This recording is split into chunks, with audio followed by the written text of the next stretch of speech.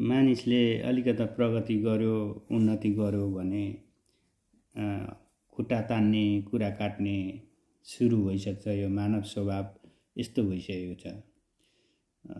अब किराना पसल थाल्यो कसैले, छिमेकीले भने अर्को छिमेकीले नजिकै किराना पसल थापिदिन्छ।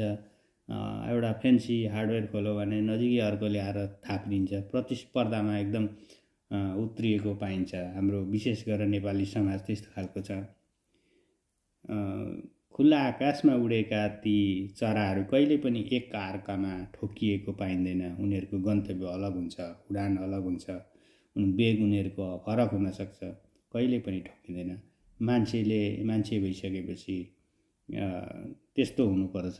खुल्ला आकाशमा उडेका चराहरू जस्तै आफ्नो आफ्नो गन्तव्य लिएर आफ्नो आफ्नो उद्देश्यमा हिँड्नुपर्छ, आफ्नो आफ्नो उद्देश्य बोक्नुपर्छ, आफ्नो आफ्नो गन्तव्य निर्धारण गर्नुपर्छ। तर एक अर्कामा दोषारोपण, अर्काको खुट्टा तान्ने प्रवृत्ति यो चाहिँ मानव जातिमा चाहिँ हुनु हुँदैन। किनभने मानव जाति भनेको सृष्टिको सबैभन्दा उत्कृष्ट रचना हो, सबैभन्दा चाहिँ